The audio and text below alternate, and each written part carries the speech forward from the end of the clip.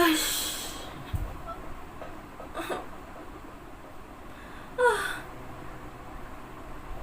Bukan apa ini. Nafisa sebenarnya stres sangat.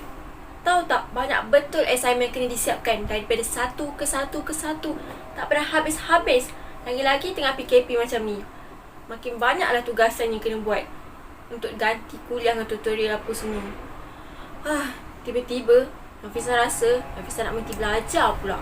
Tak baik Nafisah cakap macam tu. Tahu tak, kat luar sana tu ramai lagi orang nak sama belajar macam kita, tapi mereka tak berpeluang. Mungkin atas kekangan kewangan, waktu, tak pun kesihatan. Oleh itu, kita ni yang diberi peluang untuk sama belajar ni perlulah bersyukur dan memanfaati sebaik-baiknya. Jadi tak baik tak cakap macam tu. Kita kena bersyukur Nafisah. Okeylah macam ni, apa kata Ilmi tolong sikit apa yang Nafisah tak boleh buat tu. Mana tahu kurang sikit beban Nafisah. Okey tak? Okey. Jom. Assalamualaikum. Macam mana dengan sketsa tadi? Faham tak? Agak-agak kami akan menerangkan pasal apa ya? Okeylah, untuk video kali ini kami akan menerangkan apa itu arti syukur yang sebenar. Jadi, jom. Baiklah, saya akan menerangkan apa itu syukur dari segi definisi. Pengertian syukur dari sudut bahasa berasal daripada perkataan bahasa Arab iaitu syakara yang membawa maksud terima kasih. Manakala dari segi istilah pula, syukur memberi maksud berterima kasih kepada Allah Subhanahu Wa Taala dan pengakuan yang tulus atas nikmat dan kurniaannya, sama ada melalui lisan ataupun i'tikad ataupun maupun perbuatan. Selain definisi-definisi tadi, sebenarnya masih ada banyak definisi syukur yang diungkapkan, tetapi tidak semua definisi tersebut mampu untuk mencakupi makna syukur secara keseluruhan. Jadi ada definisi yang menyebut syukur adalah mengetahui nikmat Allah dengan kerendahan hati dan rasa khusyuk. Definisi ini berdasar pada syukur lisan disertai dengan niat di hati tetapi tidak mencakupi secara sikap juga. Oh ya, apabila kita bercakap tentang syukur, pasti kita akan mengaitkan dengan nikmat. Nikmat bermaksud pemberian, anugerah, kelazatan dan sebagainya. Mensyukuri nikmat Allah Subhanahu Wa Taala maksudnya berterima kasih kepadanya dengan cara mengingat atau menyebut nikmat dan mengagung-agungkannya. Nikmat Allah terhadap umat manusia ini sangatlah banyak dan beraneka beragam jenisnya. Misalnya, ada yang bersifat jasmani, ada yang bersifat rohani, ada yang terdapat dalam diri manusia sendiri dan ada juga yang terdapat di luar diri manusia.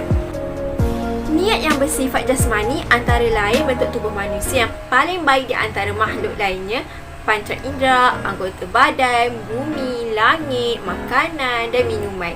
Manakala nikmat yang bersifat rohani antara lain adalah roh, akal, perasaan, bahasa, pengetahuan, iman dan Islam.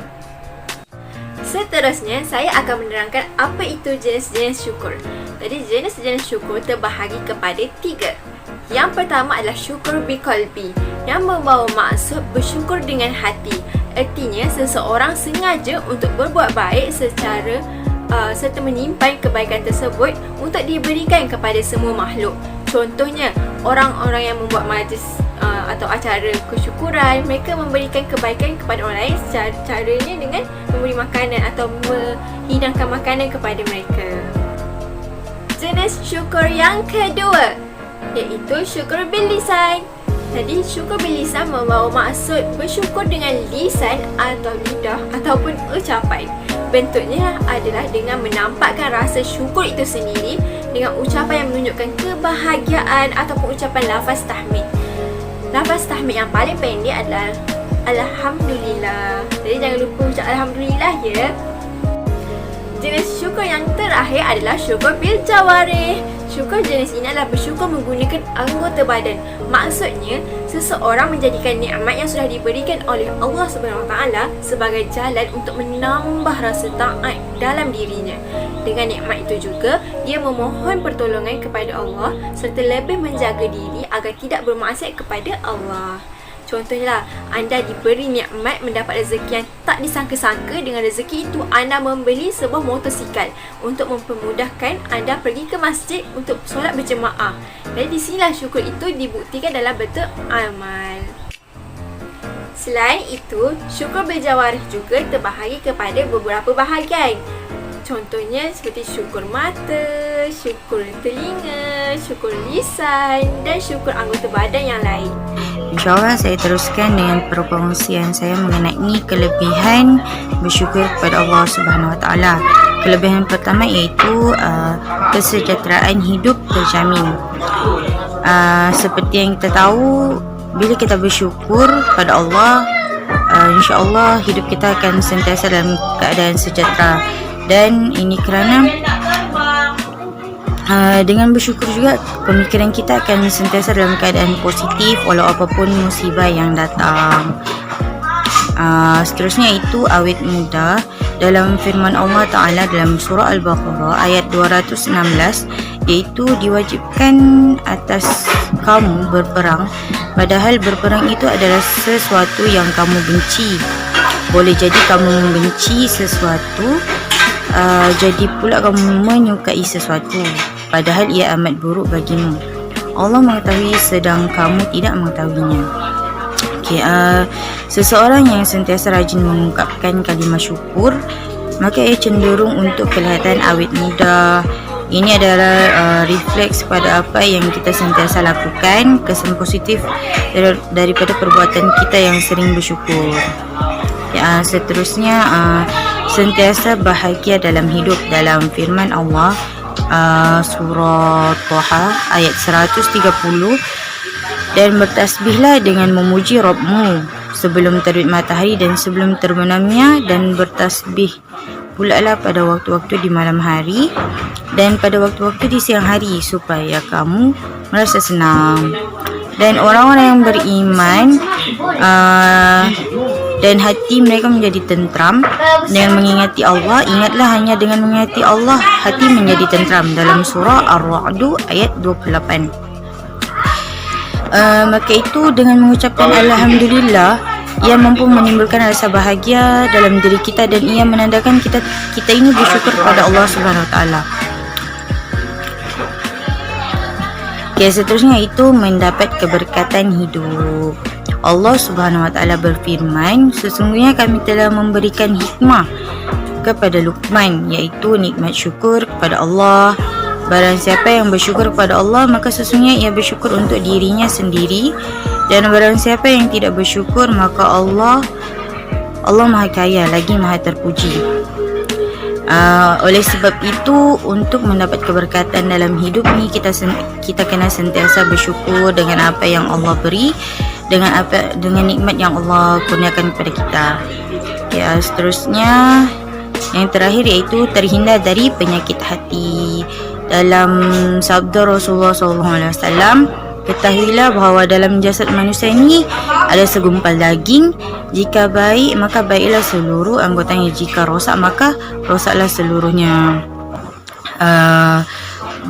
Hadis Sahih Bukhari dan Muslim. Seterusnya, poin yang kedua iaitu kewajipan bersyukur kepada Allah Subhanahu Wa Taala. Tanpa kita sedari, Allah telah memberikan kenikmatan kepada hamba-hambanya bertimpah-timpah,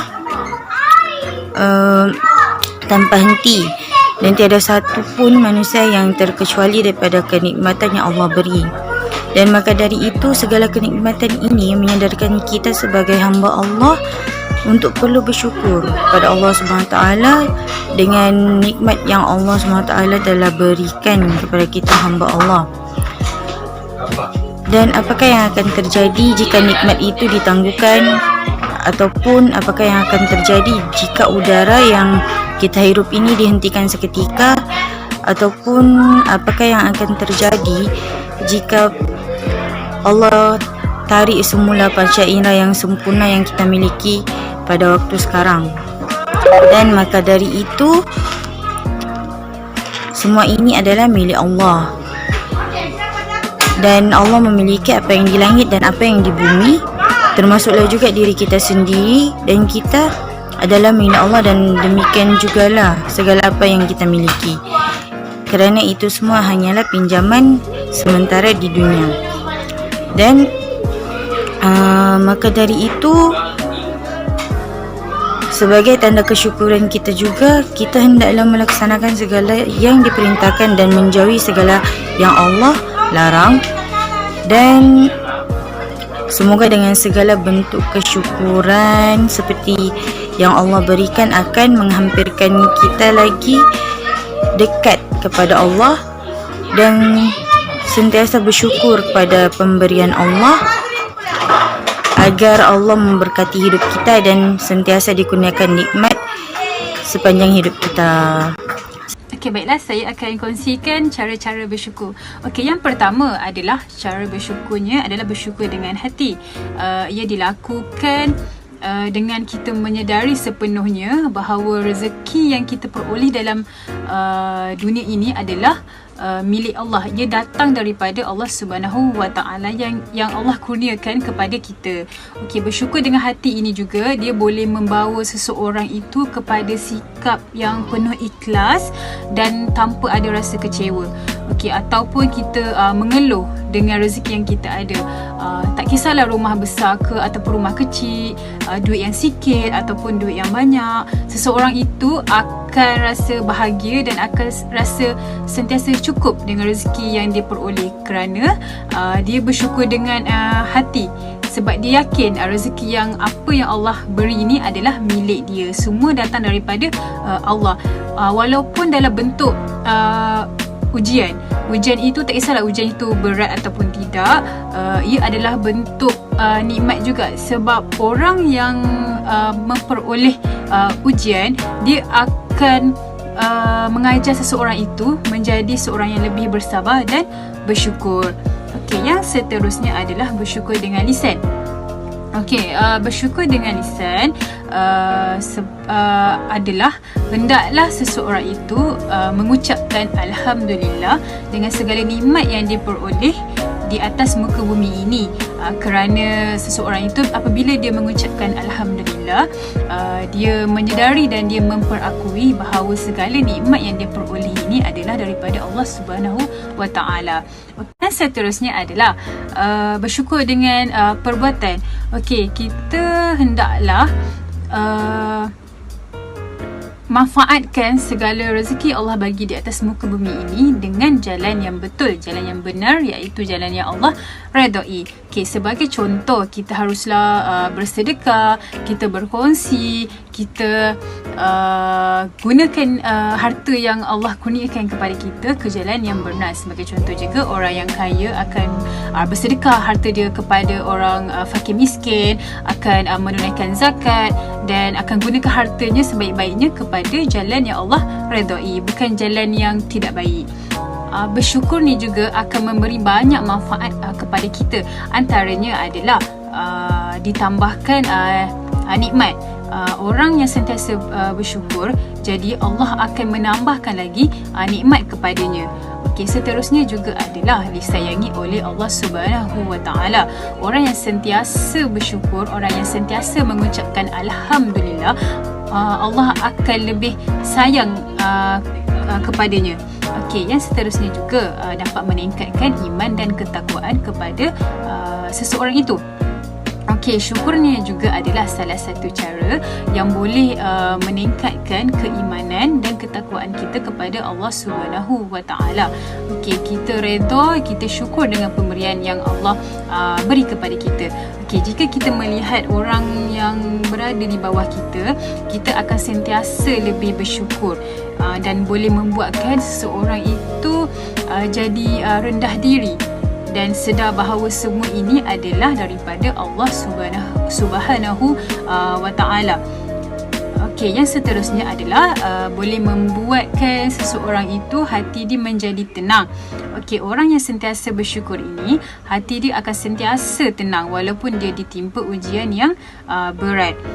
Okey, jika seseorang itu kufur nikmat dan dia akan rasa hidup dia sentiasa tidak cukup, tidak tenang, tidak bahagia, dan orang yang tidak bersyukur ni juga dia akan rasa iri hati dengan orang sekeliling yang memperoleh rezeki lebih daripada dia kerana dia tidak ada rasa sifat bersyukur.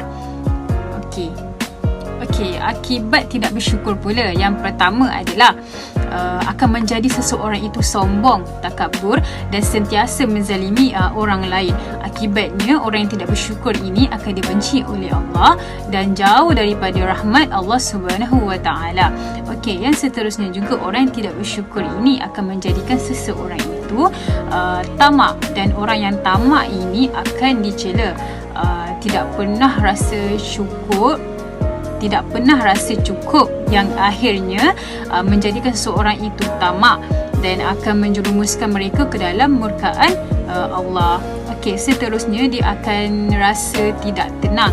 Okey, hal ini kerana orang yang tidak bersyukur ini dia akan rasa tidak tenang, tidak bahagia dan penuh dengan keluh resah ataupun tertekan ataupun tidak keruan disebabkan runtunan hawa nafsu yang sentiasa berusaha untuk menyesatkan manusia. Macam mana dengan penerangan-penerangan daripada sahabat saya tadi? Faham tak? Okeylah, apa kata mulai detik ini kita cuba positifkan diri dan syukur di atas segala nikmat apa yang diberi. Percayalah, jika kita bersyukur ditambah pula dengan sabar dan redha kepada Allah, ketika itulah Allah akan melapangkan dada kita dan anda akan menemui 1001 jalan penyelesaian untuk segala permasalahan yang sedang dilalui ataupun yang mendatang, insya-Allah. Jadi sampai di sini saja video kami. Wabillahi taufiq wal hidayah. Wassalamualaikum warahmatullahi wabarakatuh. Assalamualaikum. Saya Nafisatul Ilmi binti Zamri, bernombor metrik 19BI 01105. Nama saya Nura Syikin binti Nordin dan nombor metrik saya ialah 19BI 02069. Nama saya Nur Atikah binti Rosali, nombor metrik 19BI 01100.